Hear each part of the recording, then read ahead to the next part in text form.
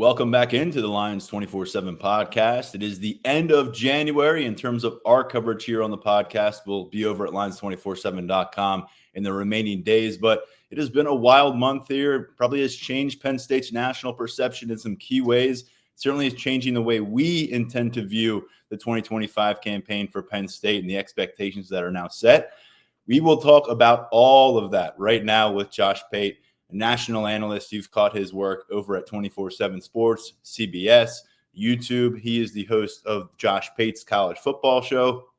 Last we heard from him here on the podcast, Penn State was a few days away from playing Oregon and Indianapolis. It was the first week of December. We were wondering what the playoff journey might look like for the Nittany Lions, who they might play. Would they be home? Would they have a bye? Would they have a marquee matchup early? Would they have to wait? We got those answers now. The season is over collectively, so it's a good time to exhale a bit, have Josh Pate come on board, hear his thoughts as we set the stage for a really, really highly anticipated 2025 season here that's still a ways away. Josh, welcome back to the Lions247 Podcast. Thanks for taking the time. We were so close. Forget Indianapolis. That was in the past. Miami also is in the past, but it's the more recent past. It was there, Tyler. It was there. I'm going to put it the same way everyone else felt, probably to varying degrees of emotion. It was there. You were there. I was there. A lot of people listening to this or watching this were there. And now, so you go into what some would call the off season. I'm looking at my phone as we record. It's late January. You're right. You've got the most hype that I remember for a Penn State season coming up down the road. And then you start doing what every fan does, and you look over at your calendar, February, March, April, May, June, July, August, and you realize that's half a year away. And it's torturous. But at the same time, the wiser people in the room will tell you, don't ever be in a hurry. Things will eventually come. Don't ever try and speed up time. So, yeah, that's I guess that's a good way to intro things here. Yeah, look, we have people on the board saying, especially after the Knowles hire, can we play Ohio State tomorrow? That game's November 1st, and I think let's give both teams some time to heal up. Let's let them refresh their rosters a little bit. There's some work to be done on both coaching staffs, and we'll get to Knowles eventually, Josh, but let's go back to how it finished on the field for Penn State. You're right. We were both in the stadium, Hard Rock Stadium, down there in South Florida for that matchup. Penn State jumped out to a 10-0 lead. They had a 7-point advantage in that fourth quarter. A late touchdown pass from Notre Dame kind of took everyone by surprise, tied that matchup up, and then a late interception from Drew Allar on a potential game-winning drive for the Nittany Lions took a lot of people by surprise, leads to a field goal for Notre Dame. I'm rehashing some painful memories for people who are listening to it. I shouldn't be doing that, but you were there. You know what went down.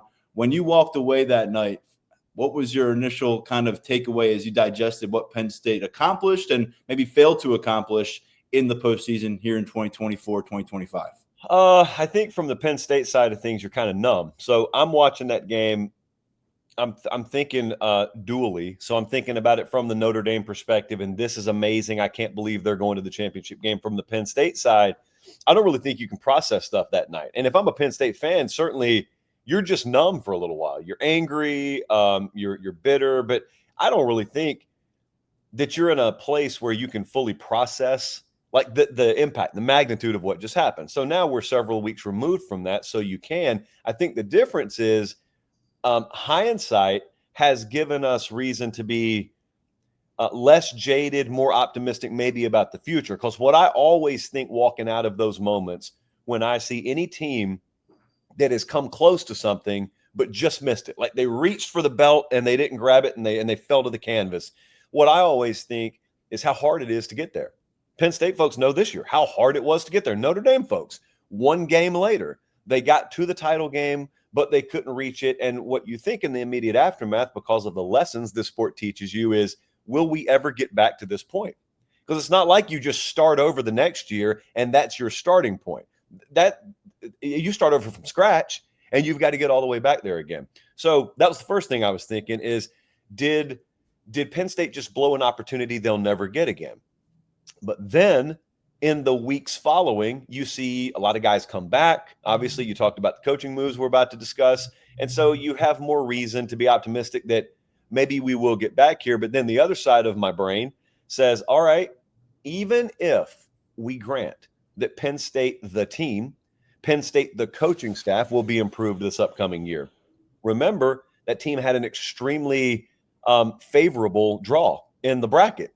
So who's to say that you don't get done to you what Tennessee had done to them in the future, or you don't get the kind of draw that Oregon had in the future? So in other words, there's a lot of variable that goes into it that Penn State doesn't control. What you do control, I think they've done a phenomenal job on. Of course, we'd like some more receiver talent in the room, but I think to a large degree, they've done a good job on it. But walking away that night, that was what I was thinking was, oh, man, so close. And are they ever going to be able to get back here again? Yeah. There's about 3 weeks of storylines that you and I will kind of fill in the gaps between over the next several minutes. But I want to get to the Jim Knowles hire because I was checking in with people leading up to the Ohio State National Championship win and really in the 12 to 24 hours after that win. And I was still getting feedback that, no, that would be shocking. It's Oklahoma making the move. Ohio State's going to push to keep him. He's going to be handsomely paid, probably the highest paid coordinator in college football. But Penn State, it's Oklahoma. That's going to be the team to watch. Then all of a sudden that shifted, and by the end of last week, it felt like Penn State was the team to beat. By the end of the weekend, it was out there, and by Monday, they announced that Jim Knowles is going from Columbus to State College. He's already out there talking to recruits, wearing Penn State gear a week after winning a title with the Buckeyes. What are you processing from this move by James Franklin, what it means about Penn State right now from a program university standpoint? Because it's an arms race out there, and this feels like the most notable kind of salvo that Franklin has issued to this point. So I think if you watched it from the outside with no knowledge of the inner workings, you should have felt like it was going to be shocking if you left Ohio State, because on the surface, it makes very little sense. Then you start understanding there are humans involved, and then that inserts a ton of variance into the equation. So not to say I hang out with Jim Knowles every day or anything, but I did have a little bit, like if you're listening on podcast, I'm putting my index and thumb close together, a little bit of working knowledge of the dynamics there. So it wasn't the most shocking concept in the world when I heard Jim Knowles may be looking elsewhere. I think if you fast forward now, they've made the hire at Penn State. He's introduced himself to the team and whatnot. If you listen to what he said in that introductory meeting with the team, I don't think he was lying. I think when he said, this is where I want to be, is the God's honest truth. I think that's where he wanted to be. So when you heard Oklahoma was in the equation, when you heard Notre Dame was in the equation, they were. But I think Penn State was where he actually wanted to be. So did they pay top dollar for him? Of course they did. Was it still a competition? Of course it was. You know as well as I do in these coaching searches, there's where you want to be versus where it makes the most sense to be sometimes. So those two have to align. Penn State and James Franklin made it align, at which point it was a slam dunk. He's going to Penn State. And the way it played out is the way it played out. That was never not going to be messy because you're dealing with a team that is in your very own conference and competes against you annually. But I think it's really big since he was hired. I think a lot of people have picked up on the success he's had against Kotelnicki in the past. So it's nice to get someone like that in-house. But from the OU side, you can also do your research on how successful he's been against Sark. And it's been just as effective, whether he was at Oklahoma State or in Columbus at Ohio State. So would have been a huge deal for Oklahoma to get him as well. I'm just interested. I've heard him talk in the past about how long it takes to implement his system. I wonder how that works when he comes to Penn State, because this is not some place that is a poverty defensive institution and you're having to really start from scratch conceptually. That's not Penn State. Penn State's on rung 9 and you're just trying to climb one more rung. Do we have to go down 3 rungs to complete that process? Or do we just work on the fly here, understanding we've got some pretty good ingredients already in the kitchen? That's kind of what I'm most interested to watch. Yeah, I'll tell you what, you mentioned Kotelnicki. He has struggled to score touchdowns against Jim Knowles remarkably, whether it's with Penn State, whether it's in the Big 12. And then you think about the track record overall for Kotelnicki. You think he has him in his office already. Power session, afternoon, tell me what I'm doing wrong against you. How can I fix this? It should be valuable for a lot of stuff with the staff. And so we'll see how that translates here in Happy Valley a little while before they hit the field in late March for spring ball. But Josh, when you look at the power rungs of the ladder here, not just in college football, but let's focus on the Big Ten. This is poaching away a big-time mastermind from the team that's beaten you 8 straight times and has been that big impediment. Meanwhile, Oregon, had their big run. They won the Big Ten title. Then they were smoked when they took on Ohio State again. Indiana just had this major season, but is that a spark of lightning, or is that something that has staying power? As you examine things, and I guess I better throw Michigan because they're a year removed from winning a national title, and there's plenty of teams you might want to go. Where do you think the Big Ten is coming out of this first year with 18 squads coast to coast? Yeah, I think the way I would look at that, especially this time of year, is in tiers. And so Ohio State, I believe Michigan is still in tier 1, only because of how I would judge a program versus an individual team. Oregon certainly up there. Penn State has solidified themselves as being there. So I look at it as there are 4 teams who have their act together, and any given season with the level they're operating at, I would expect to compete for the conference championship. I would expect to compete for a national championship, at the very least be in the picture. All right, so then the story with the Big Ten for a while, and up until this moment, has always been and continues to be, what does tier 2 look like? What is the depth of tier 2? How many programs do I viably think are fringe contenders already and maybe one key step away from climbing into that tier 1? And I'm not sure how deep that is even now. You could sell me, Tyler, if we talked long enough today, you could sell me that Wisconsin could make a surprise leap. You could sell me even that Lincoln Riley turns all those one-possession losses into close victories, and voila, USC is a contender. You could sell me on someone like Iowa finding semi-confident offensive play or competent offensive play, and they become a contender any given year. The Indiana thing, I'm going to continue to refer to as the Indiana thing, only because I cannot let – I mean, I'm a little jaded towards this because of how I know college football works.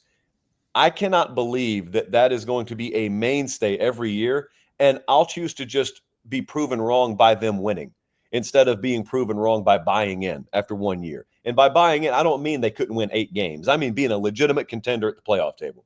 So I don't know who else we're talking about. Illinois was around. Minnesota was around. I think both of those are solid teams. But if we're looking at tier 2 in a sense of these teams really could be outside players for playoff spots and the Big Ten championship picture, I still think it's 4, and then you fill in the blank beneath them. I mean, I don't know if you feel differently than that, but that's kind of still the Big Ten picture to me. That sounds right to me, Josh. But I think one thing that stands out to me and maybe some of our listeners is you did not hesitate in putting Penn State right now shoulder to shoulder with some of these teams that have more track record of winning Big Ten titles of late. Penn State hasn't done that since 2016. More track record of competing in national championship games of late.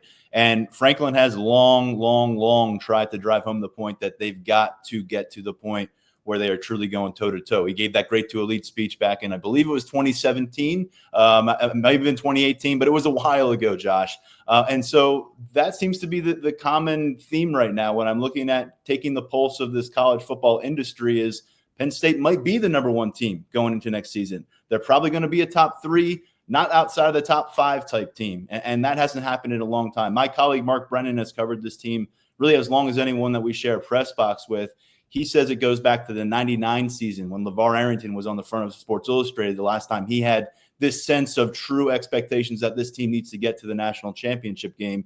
So how does that kind of reconfigure the way that you, maybe the college football world, is looking at James Franklin here in year 12 as Penn State's head coach?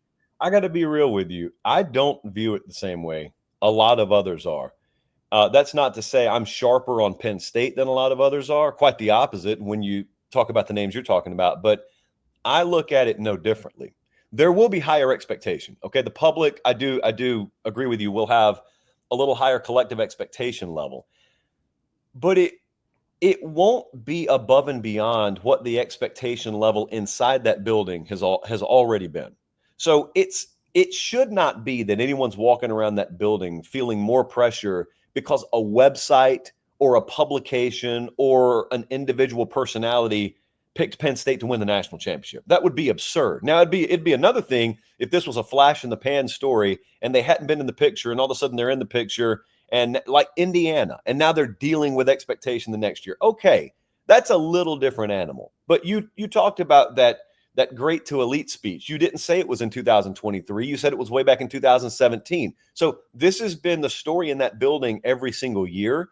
I also think it's really important when you talk about the reasons. It's not like they just had a stellar true freshman class come in and everyone's counting on those guys to carry the team. It's a bunch of veterans that came back, that chose to come back, veteran coaches that you've added that just won a national championship in some cases. So everybody there has either won the thing already or they've been in the mix for it. There should be no element of external expectation that impacts them. So in other words, I still look at it the same as I've looked at it with every Penn State team.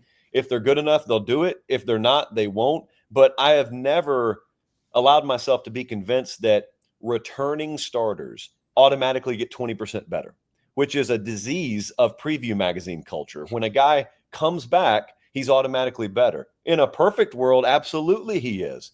But across the board, that's not always the case. Across the board, you may have different injury luck than you have the following year. Your schedule may be different. Your opponents may have better injury luck. It's tougher to go on the road versus playing at home, all that stuff. So there's a lot of variance in the equation. That's what goes back to the first thing we talked about. That's why you got to grab it when you got the shot, because there is a lot of stuff in your future that you do not control. The best in the world do not control a lot of their future when it comes to a team sport, when it comes to football. So the expectation level will be high. It will be fun.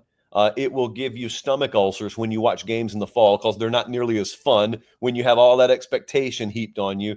But I think a lot of what happened to them last year and how close they got this past year, I think that's the external factor that matters. That's what you'll see produce results one way or another in the fall, because I don't know what it is about that intangible aspect of almost having gotten there and what that does to fuel the human condition, but also the collective team human condition. But I do believe it's real. I do believe it's just as real for Penn State this upcoming year as it has been for Ohio State. I don't believe whatsoever, to go back to the premise of the question, in these people saying that because Penn State's gotten close but they haven't won it, well, that means they're not national championship caliber or they can't win it. That would be in the NFL like saying, no, the Bills aren't Super Bowl contenders because they've gotten close a bunch of times, but they haven't gotten there. Well, that's ludicrous. They were contenders every year because the team that's actually going on to win it has to go through them, and it's always a dogfight.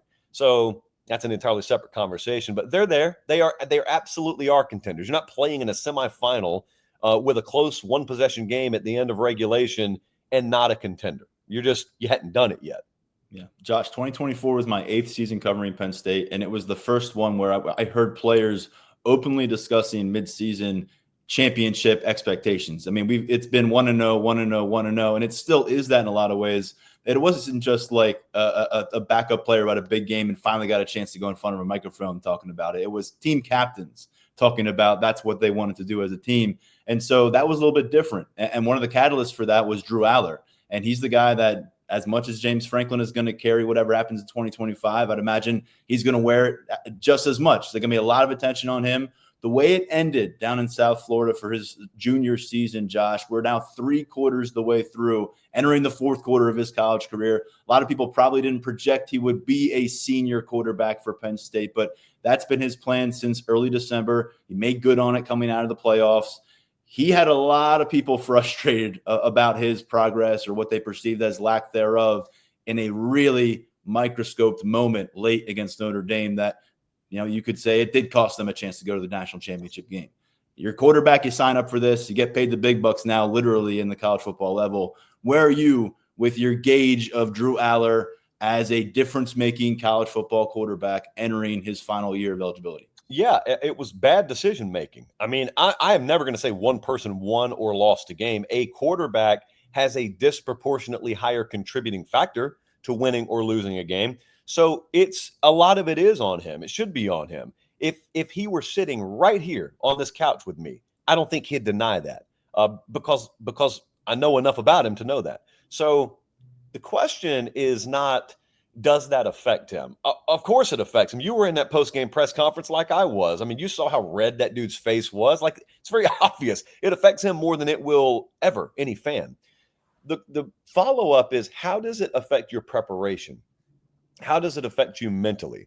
Because if you suffer that kind of setback, whether it be in sports or in life, and all it does is negatively impact you, then it's been wasted. But if you can harness it for good, well, then it wasn't totally wasted. You never waste a failure. Failure is inevitable. If you waste it, that's when you yourself have failed. So this upcoming year, I think about situation. I'm not making an excuse for Drew Allar here, but I think about expectation, and then I think about situation in the sport of football. And I think about a guy like Will Howard this past year. I do not think, Tyler, Will Howard would have won a national championship if he were at Kansas State. But he would have been the same person, and the same player. But I don't think he would have won a title at Kansas State because I don't think his supporting cast would have been good enough where even if he played at the highest level he could, he would have won one. Conversely, he goes to Ohio State and plays his best ball at the right time, and he's got a great supporting cast, and they end up buzzsawing the entire field, and they win a national championship. Very imperfect team during the season, but the format of the playoff was such that they were able to go win the national championship. So I think about Drew Allar in two ways. The first is, will he take care of his own business and have himself in the best position to, play his A-level game? I trust the answer to that is yes. The follow-up is, flat out, will his supporting cast be good enough to where Penn State can fulfill their stated goal, which is to win a national championship?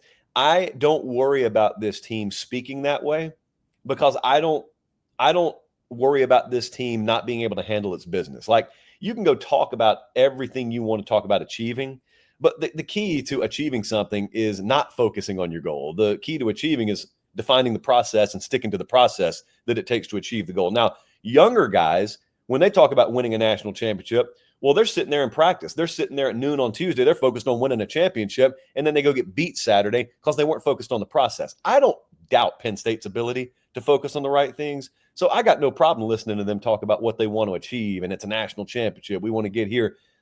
I hope the supporting cast is good enough where the quarterback of that team can not only maximize his results, but maximize that entire team's results. And that's to me where I'm still up in the air a little bit. Yeah, you lose a 100-catch All-American tight end who had one of the rarest seasons we've seen from that position at this level of the sport. We wish him well at the NFL. We're done seeing him here in Happy Valley. They like the tight end room. We got questions about the wide receiver room, as we have for a few off seasons now. They got Kyron Hudson coming in from USC. Devontae Ross was a 1,000-yard receiver from Troy. Did they find the next Tez Johnson? I don't know, but they hope so, and maybe they have more work to do there as well. But what we do know that they can hang their hat on is two senior running backs. In a world where everyone's looking for a bigger piece of the pie financially, on the field, these guys have stuck it out together. They could end up number 1 and number 2 all time, Josh, on the rushing rankings list at Penn State University. Kaytron Allen, Nick Singleton, both coming off 1,000-yard seasons, both coming off particularly strong playoff campaigns as well. Guys, you would understand, ride that high, take your shot, get that clock ticking towards your second contract. It didn't happen that way. NIL is playing a role. Penn State stepped up their game there. But what do you make of that as a tandem? And for basically Drew Allar, by the way, the offensive line comes back pretty strong too. For Drew Allar to be able to lean on those two, not have to be all on his shoulder here and have to be a 4,000-yard passer, what does that do for Kodal, Nicky? What does it do for Drew? It does a lot. So we got to remember what we're talking about here. All right. And we got to make sure everyone who's listening and watching is on the same page. I assume that the expectation level and the goal for anyone watching or listening as it relates to 2025 is Penn State should compete for a national championship.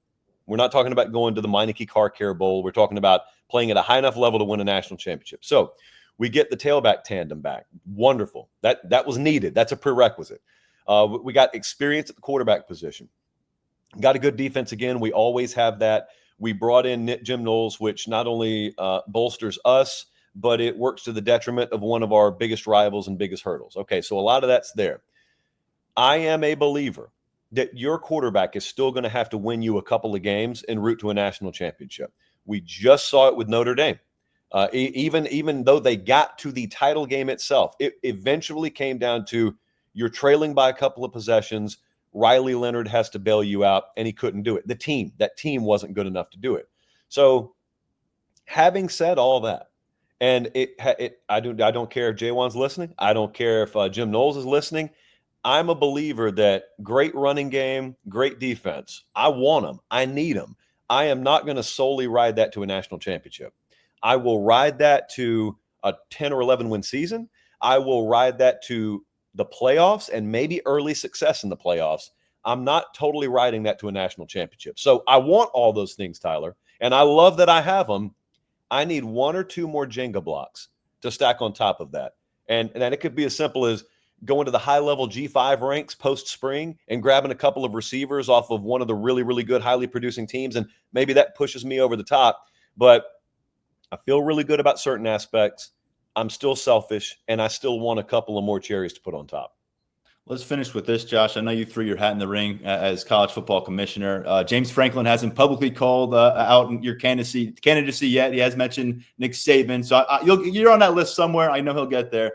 But in your mind, when you kind of have the autopsy of our first 12-team playoff tournament, before we say goodbye to you, what did you like about it? What are you wrapping your arms around? And what would you like to see go by the wayside as soon as possible? Yeah, look, I'm about to say some of the same things everyone's going to say, and I do understand there are a lot of moving parts here. It's not just as simple as snapping your fingers. It is totally insane that we played a championship game on the 20th of January.